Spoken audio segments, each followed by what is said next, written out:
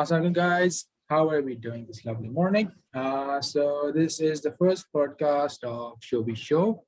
And now we have our lovely guest, Kainat Shah. She is from Islamabad, Pakistan. Her background is technically digital marketing. She is also a pioneer from Fast Islamabad.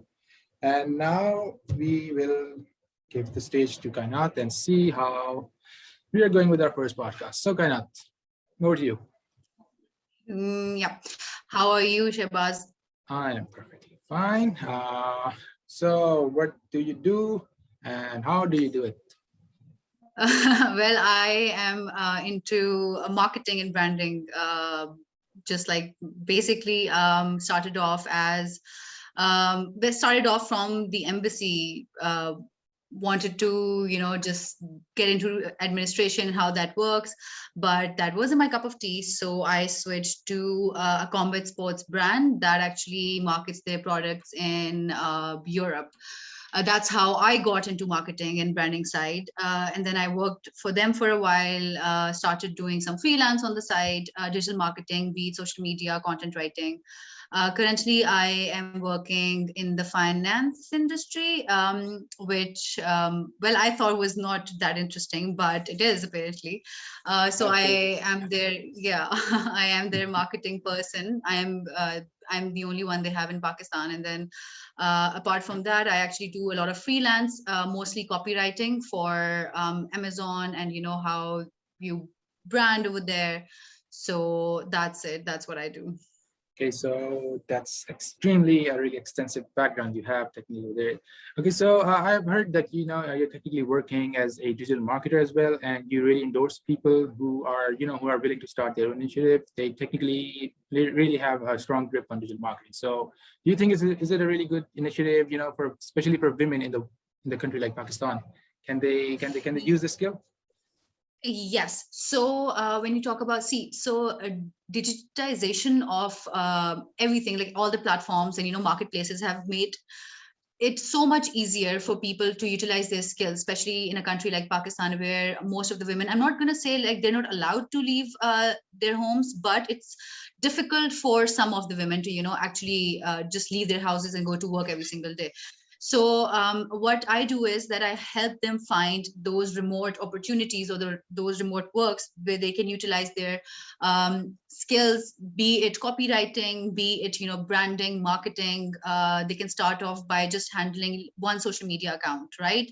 And then they can start off from there and build their own skill set. So this is what I do, and I feel like digitization has made it very easy for people, especially for women, to work and to earn. And I think they have their own mind, they have the greater skill to contribute to the cause, and so why not?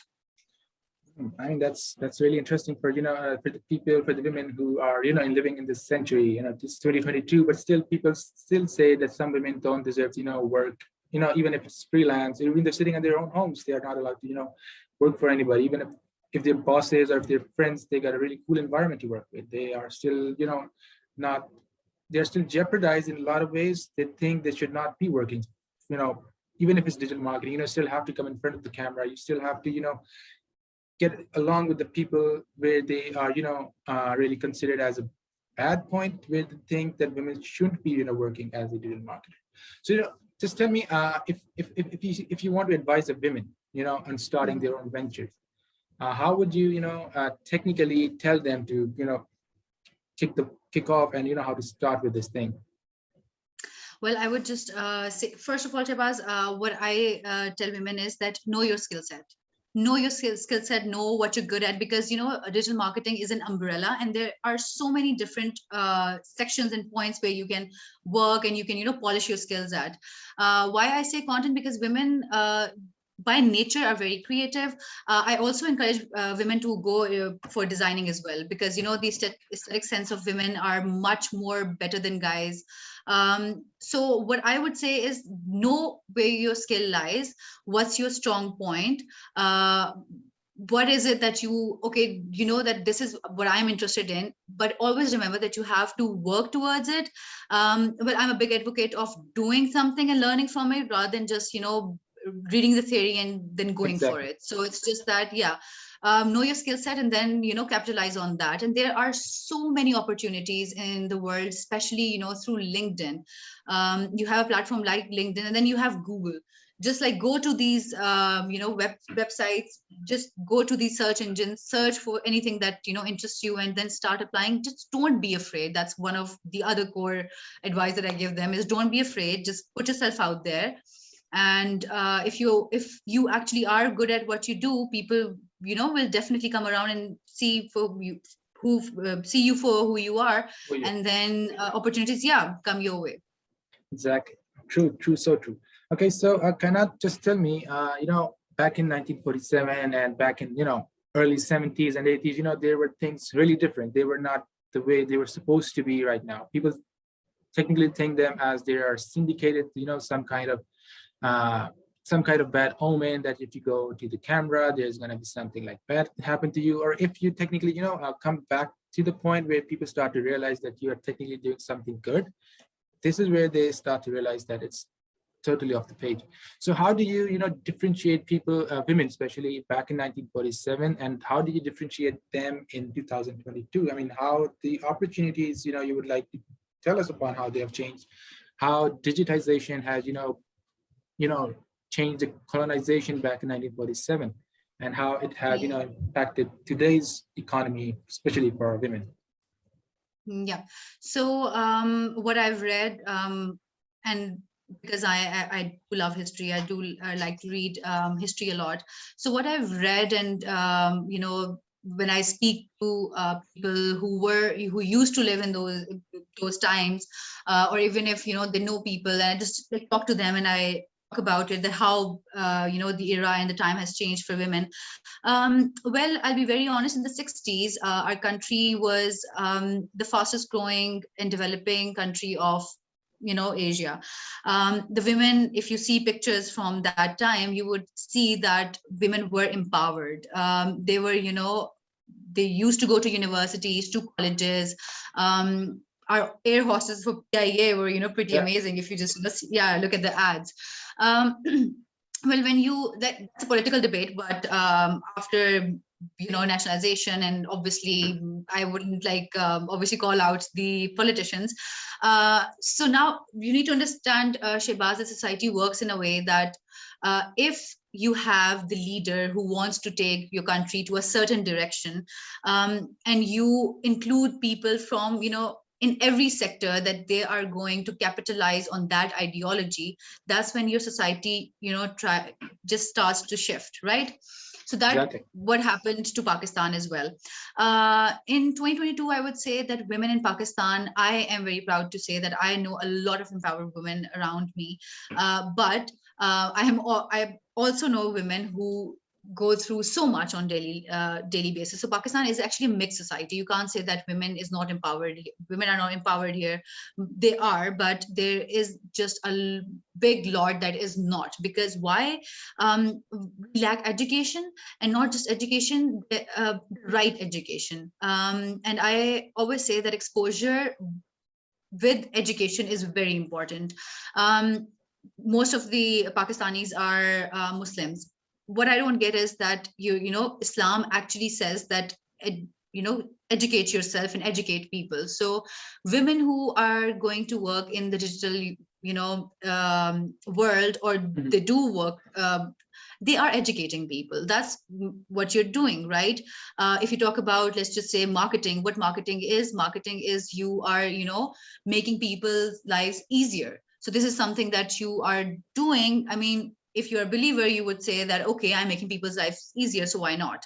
And it's mostly because but I think women today, we do need a lot of work in that area. But at the same time, I think things are much better if you talk about, as compared to the 1947, and then through the 80s, through the 90s. I think things are much better, but there's still a lot of improvement required. Exactly. That's really, that's really well quoted and very well said. Most of the times, people who are still, living in harsh areas, for instance, if you go back to the areas such as Peshawar, KPK, NWFP, Balochistan, there is still a bitter truth that women are not, going to the colleges, they're not heading to schools, they don't have any such proper institutes, where they could, try to upskill themselves. So Yeah. what if, there is a revolution, there is a time comes when that women are not, considered as good assets to the team. Well, if you look around other parts of the world, women are technically, for instance, take Coca-Cola, their chief operating officer is one of the women. The American Yeah. vice president is Kamala Harris. You see, they're technically controlling everything. Women are now taking the most part of it. Go to New Zealand, their president, their vice president, all women. But when it comes to Vimeo Pakistan, CEO, Vimeo CEO Anjali Sood is, she was the head of marketing. Now she's the CEO. I admire her, so I thought I would just mention her name here. yeah, I mean Yeah. that's really remarkable. But over here in Pakistan, if a woman is considered as a CMO or a CFO or a COF, or even if it's a CEO, I've barely ever heard it. It's like 1% or 2%, if I am not wrong. If what would you suggest to the companies, to the MNCs, to the global tech companies, for instance, the companies in Pakistan, they never have nominated any women back in the in the last 20, 25 years. I've never heard any women coming out at the top of the hierarchy and trying to prove her skill set. How would you Yeah. technically enlighten the companies or the global tech companies or the startups that are, changing the ecosystem of the business world, who are trying to bring up innovative ideas, yet they're not, nominating any women to come out on the top? How would you technically justify that, how startups should, technically work on this side, and how the CMOs, the chief marketing officers, should technically be handed over to a woman, which I suppose is quite tough for them. Yeah. So, well, the positions that you talk about require some experience, like some years of experience. You cannot, hire CFO who has like 2 years of work experience, right? So you do need people who are experienced. In Pakistan, we do not see a lot of women climbing the ladder. What happens here, Shabazz, is that you need to understand that our society actually moves in a certain way. I do really like the program. I don't recall the name, but I know it actually has this program where they hire women who have taken a break, either because they got married, or they had children, and then they want to come back into the professional life. So they just hire those women, and I really like that. For startups, Shabazz, it's going to be. I'll be very honest. It's going to be quite difficult. Why is that? Because they don't have budget. Number one, for doing that, you hired fresh talent, you need to train them, and you need budget for in order to do that.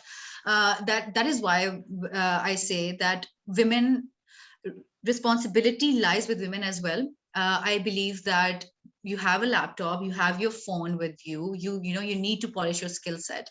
How companies can do that is, well, they need to make a certain, let's just say, okay, like we are going to hire 20% or 40% of our workforce is going to be women. And then obviously, not only that, you need to make a culture. And how are you going to make the culture? You're going to tell your employees, your people in your organization, that look, we're going to hire 40% or 50% women.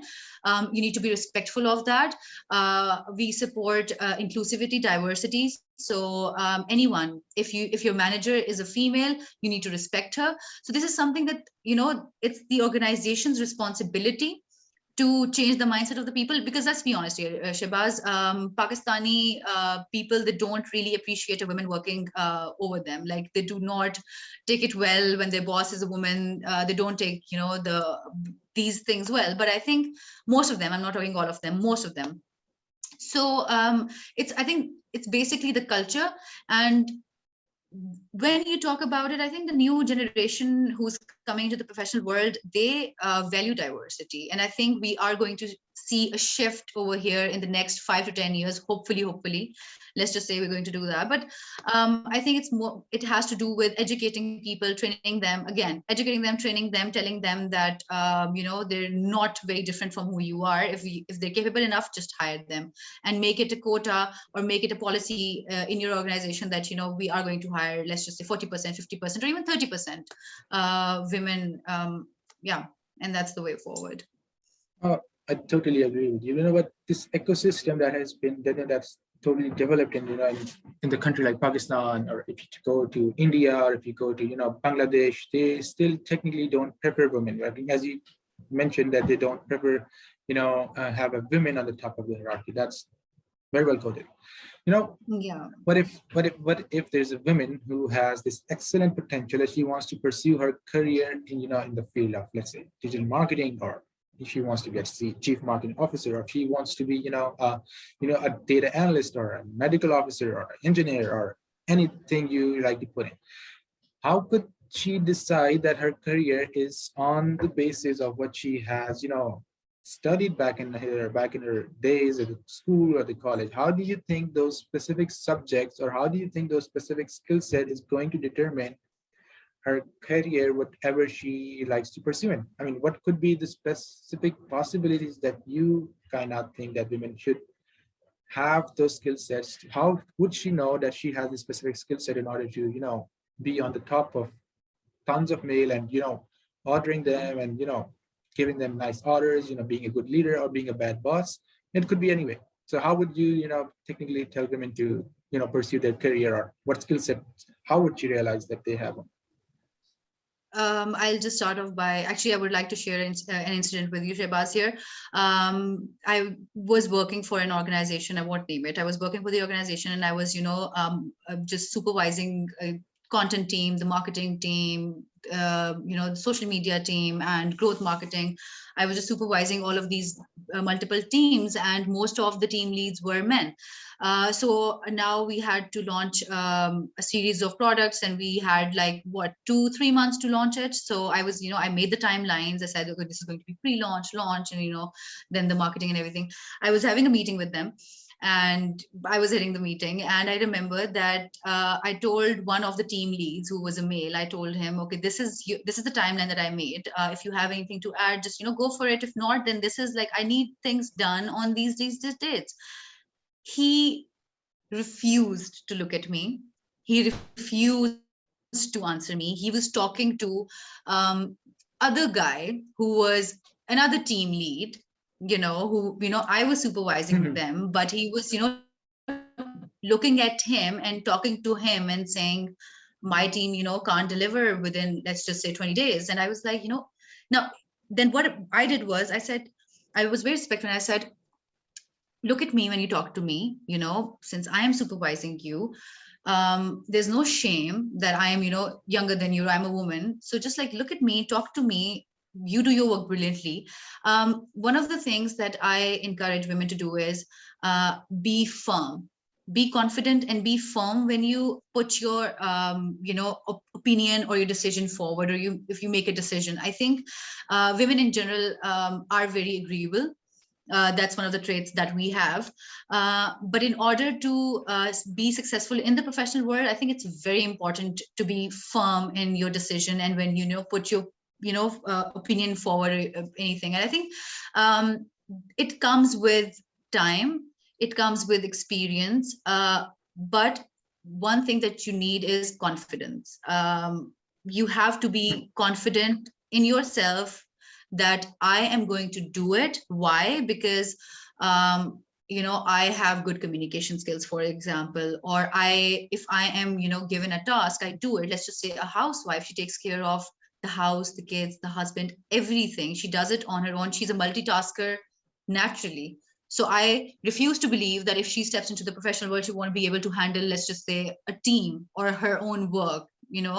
So women already have those traits. There's a study that was published in Forbes last year, I think in March. So they talked about the research from McKinsey, and what they found out was that women make better leaders. Why? Because they have all those traits. Like, they are emotionally more intelligent, they are more empathetic, they are, they can create that environment of harmony. So women need to trust themselves more than they need to, trust, I don't know, the system. If you trust yourself, everything just becomes easy, or it's.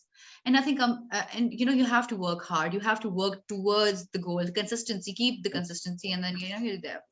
True, so true. If you have a license to kill, which that means you don't have a license not to kill as well. This is Yeah. a really old quote my professor used to tell me. So one last question, Kainat. If you were, the next, vice president or the prime minister, let's if you're the next prime minister of Pakistan, how would you're going to take some initiative in the area, in the rural area especially, if you go back, like I mentioned, the Peshawar, the KPK, the Balochistan, the Quetta side, they are illiterate. We got Pakistan has an illiterate ratio of almost 56 to 57%, and which is technically gradually it's rising. So what is going to be your thought process? What is going to be your be your slogan, be that badass guy? What do you think? How are you going to impose on 56% illiterate people, just to impose that how specific skill set, how specific designation is going to change your thought? Well, I'll start by saying that completely sidetracked, but the thing is that Pakistan is a country, like you said, our literacy rate is super high. So Pakistan, our political system cannot be democratic, number one. So if I get into politics, I would really first of all change the political system of Pakistan. I would like to be the president, and I want to change it to presidential system rather than the democracy. But that aside, how are you going to do it? Shabazz, you need to understand that when you talk about women empowerment means giving them the freedom of choice of doing what they want to do, right? um, Education for every woman, for every child in Pakistan is very important, and not just like the primary education, but educating them. And once you educate the lot, now they have the basic understanding of, okay, this is what I want to do. So now if some of them wants to get married, and start a family, empower them to do it. And if they want to move ahead, make a career out of their lives, or what they do, they'll have those means to do it. Why When you talk about the rural areas of Pakistan, Shehbaz, again, it's the society that needs to change, and that change is going to take a lot of time, generations, if you talk about.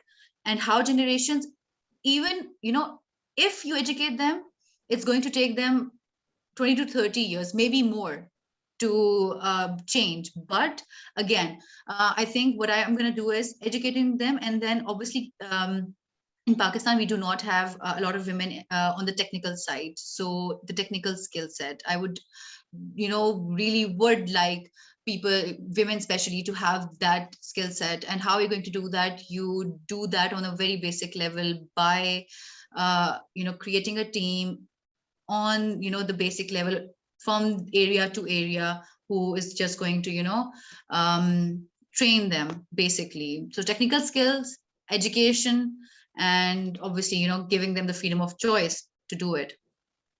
Yeah, I totally agree with you, Kana. This is the most important recipe that we are technically missing here in Pakistan, and Yeah. the countries which are going above the ladder, or trying to making a rapid increase or rapid performance in their overall goals, overall sales. If you say, are technically their branding level, they are technically more opinionated towards the women, and they are they're using their skill sets, they're using them as a weapon. The skill set of creativity, of innovation, they technically 90% of it comes from women. If you have an environment, if you have a settled environment, where women and men, they're technically working together, you obviously get a lot of creativity. You get technically a lot of emphasis when they are technically working together. And strong Variety of teams. ideas. Exactly, yeah. Variety of Yeah. ideas, you get innovations, you get, the boss goes happy, you go happy, the employee stays happy. That's totally agreeable, that's totally understandable, Kainat. So Yeah. Kainat. I would also like to, Shabazz, I would also like to say that the societies you talk about actually have women representation over there, right? They do see women, empowered women on screen, on social media. They can, relate to those women. If we talk about Pakistan, we do not have women representation on, I mean, name one successful female politician in Pakistan currently. Mariam Nawaz. And she doesn't even have, that spark or that ideology. She just has that party's ideology. She's moving forward with that, for example. We do not have anyone. If you talk about, let's just say, Aurat March of Feminism in Pakistan, we do not have any representation here. We do not have strong women leaders in Pakistan. So young girls, young, women here, they do not have, anyone to look up to. That's what I always say. Exactly. True. Yeah. So you need to have somebody, you could idolize, you could technically look up to. You need women who look up to one another. That's totally agreeable. So Kainat, would you like to add any, close quote to someone, or if you could like to give one suggestion to our customers or to our viewers, to anybody who you think can have that one little moment of happiness before they take away something from this session? What would it be? Yeah, well, I'm just gonna say two things. One thing is that it's on a little bit on the professional side. What I want to say is to the young entrepreneurs or people who do hire people. I would want to say that appreciate difference of opinion, appreciate different ideas, because in the world of creativity, nobody is right or wrong. So give weightage to every idea that you get. And the other thing I'm going to say is to all the people, read as much as you can, read more, get to know how the world was, what it is now, where it's going, and get to know yourself better. Yeah, that's about it. So thank you, Kainat. Thank you so much for this lovely evening. Thank you so much for the awesome tip that you just left us. Thank you so much for sharing your point of view, sharing your opinions with our women. And I technically hope that they all take a lot of from this point and they technically apply all the skill sets. So how this profession or any profession they come up with, they technically start climbing up the ladder instead of moving across or coming out of the hierarchy. Technically they should be. Yeah. So kind to see more women in the leadership roles. Exactly. We technically have a whole squad of women in our team, from internees to the permanent employees to the executive members. We are technically doing our best to get them back on the track. We technically are. Yeah. So thank you so much. Thank you so much. It was lovely speaking to you. Hope to see you next time soon. And thank you, Dee. Take care. Thank you.